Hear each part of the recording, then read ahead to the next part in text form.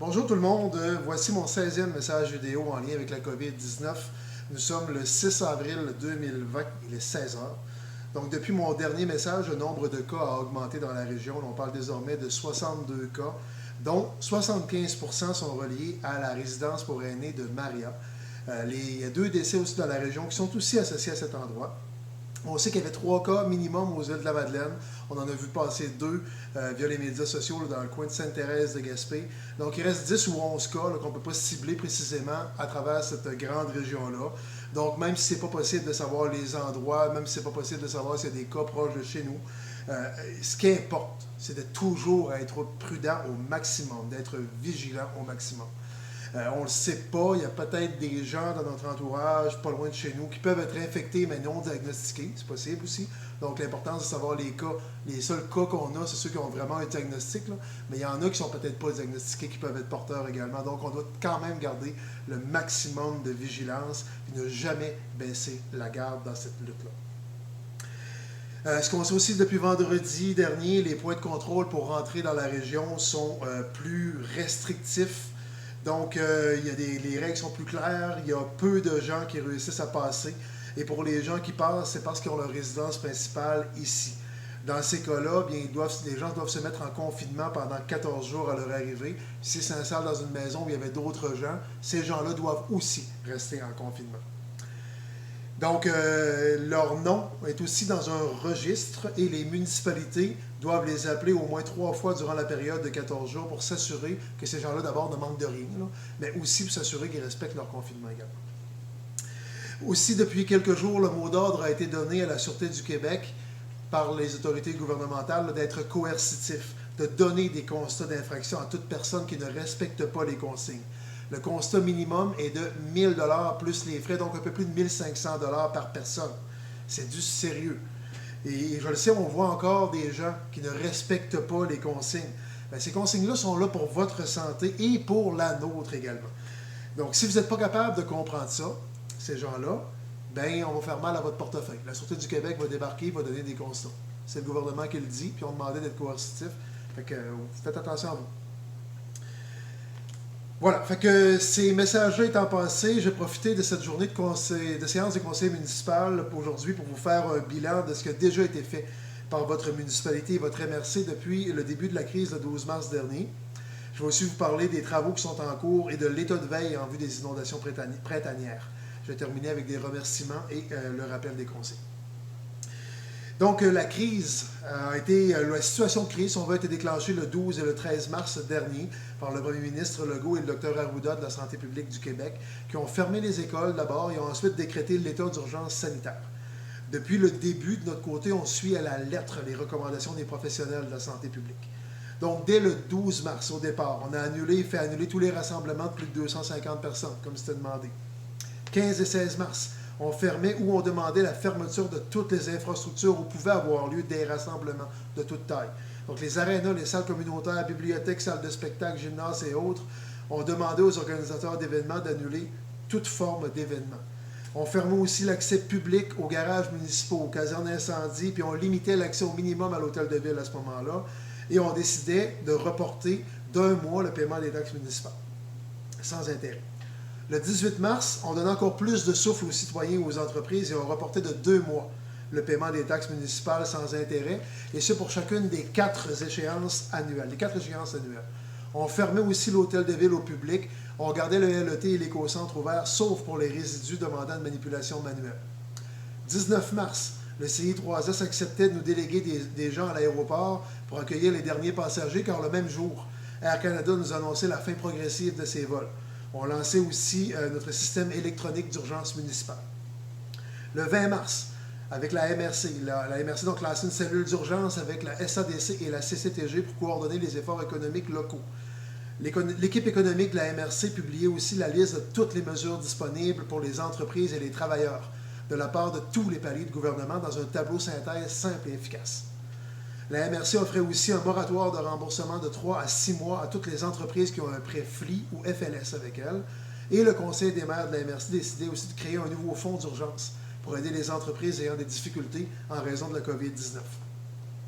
Le 23 mars, on envoyait tous nos employés municipaux de bureau en télétravail.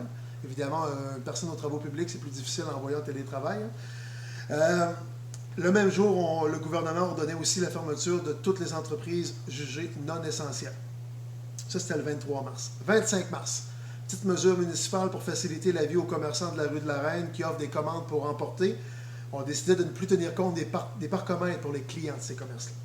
27 mars, Keolis annonce la fin des services d'Orléans Express. 28 mars, le gouvernement annonce la fermeture de l'accès à plusieurs régions, dont la Gaspésie. On était bien contents, puis on l'est encore. 30 mars, la MRC dévoilait son plan d'atténuation pour les entreprises et travailleurs autonomes vivant des difficultés suite aux mesures les mesures de lutte à la COVID-19.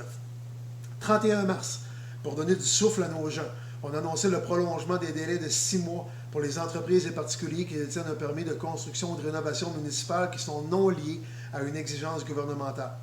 On a annoncé aussi le report du budget participatif et de la soirée reconnaissance des bénévoles. Le 3 avril, le gouvernement resserrait les règles d'entrée dans la région, mettait en place un registre des gens qui y entrent et demandait aux municipalités de téléphoner les gens inscrits au registre et qui sont sur leur territoire.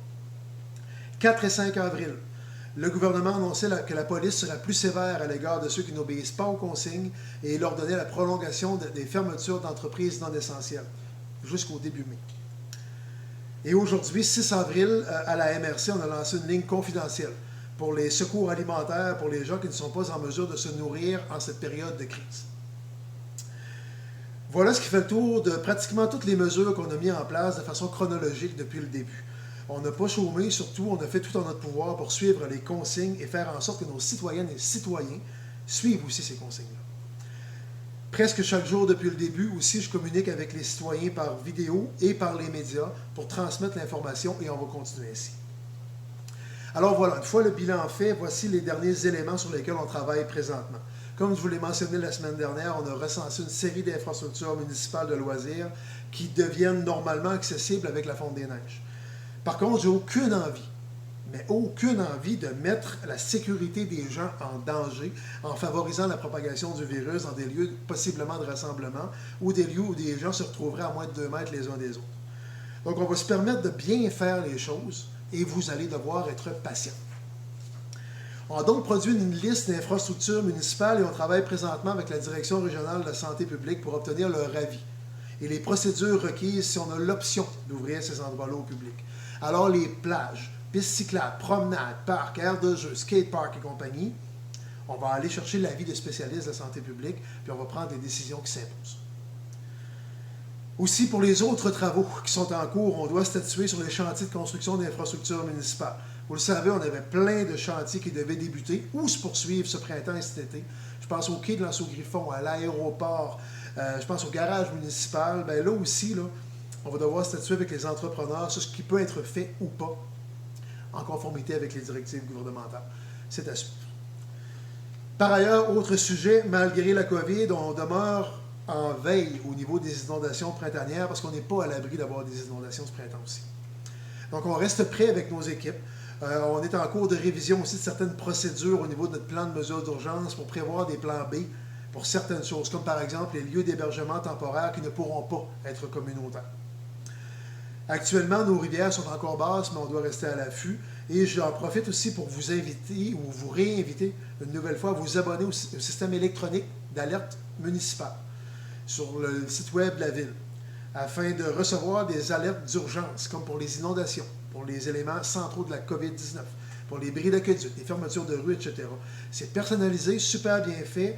Les alertes se font par téléphone, par SMS ou par courriel. Si vous ne savez pas comment ça fonctionne ou si vous avez de la difficulté à le faire en ligne, laissez un message au 368-2104, poste 8503. Il y a quelqu'un qui va vous rappeler pour vous aider à vous abonner. Avant de terminer, je vous rappelle que chaque semaine, je multiplie les contacts et les coordinations régionales et nationales avec des élus, des ministères, des entreprises, avec nos équipes également. Et du côté du conseil municipal, je vous le dis et le répète, les élus sont toujours en fonction. Et tout le monde a le focus sur la situation en cours, mais aussi sur les services municipaux habituels. Donc, vos conseillers sont accessibles, même à distance. Et tel que demandé et permis par le gouvernement, bien, le conseil municipal se réunit à distance, mais on diffuse nos séances sur le web. Si jamais vous avez des questions, je vous rappelle, vos conseillers sont là, je suis là, l'équipe municipale est là, le courriel est là, Les pages, nos pages sur les médias sociaux sont là et on est là pour vous. Aussi pour les services municipaux comme les permis de construction ou autres. Laissez un message au 418-368-2104. Il y a quelqu'un qui va vous rappeler rapidement. Pour les urgences municipales, comme les bris d'aqueduc par exemple, c'est toujours le même numéro, 368-3315 pour les urgences municipales. Pour l'aide alimentaire d'urgence que je vous parlais tantôt, 418-368-4884 les après-midi de semaine. Pour les services aux entreprises, la MRC et la SADC sont là. 368-7000 ou 368-2906. Pour les programmes du gouvernement du Québec, le 1877-644-4545 ou les bureaux de Service Québec au Carrefour Gaspé demeurent ouverts. Pour les programmes fédéraux, c'est toujours le 1-800 au Canada. Et finalement, pour faire une plainte concernant des gens qui ne respectent pas les consignes de la santé publique, c'est la Sûreté du Québec qu'il faut appeler. Le bureau de Gaspé, le poste de Gaspé, 368-3232. Il y a des gens qui sont là pour prendre ces plaintes-là et envoyer les policiers sur place. En terminant, je vais encore une fois dire un gros merci à tous ceux et celles qui rendent des services essentiels. Je pense à nos équipes municipales, les gens du secteur de la santé, du réseau routier, les secteurs de l'alimentation, les autres services gouvernementaux, les services d'urgence, nos artistes sur le web aussi qui sont là pour nous divertir, j'en passe. Merci à tous et à toutes d'être nos arcs-en-ciel. Merci aussi à nos dirigeants d'avoir pris les bonnes décisions. Je pense en particulier au premier ministre Legault et au Dr Arruda. Je vous rappelle aussi le numéro de référence pour vos questions sur la COVID-19 ou un rendez-vous pour les tests de dépistage. C'est toujours le 1-877-644-4545. Encore sur le web au québec.ca/coronavirus. Pour les urgences psychosociales, c'est toujours le 811. Et je vous rappelle aussi les mesures essentielles. Si vous revenez de voyage de l'étranger ou d'une autre région du Québec, c'est l'isolement obligatoire 14 jours. Pour tout le monde, lavez-vous les mains fréquemment, évitez les contacts humains, restez à 2 mètres ou 6 pieds de quiconque. Évitez tout rassemblement, même dans vos chalets, même dans vos cabanes à sucre qui sont permis juste pour de la production seulement. Pas de rassemblement. Diminuez aussi vos présences dans les lieux publics au strict minimum. Payez par carte bancaire. Pour les gens de plus de 70 ans qui ont une maladie chronique, c'est clair, restez chez vous. Je vous rappelle aussi, pas de visite dans les foyers de personnes aînées, s'il vous plaît. Téléphonez, rejoignez-les, parlez-leur, mais n'y allez pas. Je vous rappelle aussi, dans les commerces encore ouverts, c'est une personne à la fois par famille. Je vous demande encore une fois d'encourager nos commerçants locaux au maximum en cette période de crise, particulièrement ceux qui offrent du service à distance, ceux qui offrent la livraison, ceux qui offrent des commandes pour emporter, encouragez-les. Et ceux qui veulent bénévoler pour aider nos gens vulnérables tout en respectant les consignes de distanciation, c'est toujours le www.jebénévole.ca. Soyez aussi prudents face aux arnaques par courriel et par texto. Il y a des profiteurs qui s'amusent avec ça ces temps-ci. Soyez prudents et vigilants. Puis, globalement, merci de respecter les consignes. C'est important. Chaque geste compte. Il ne faut pas lâcher. Ça va bien aller.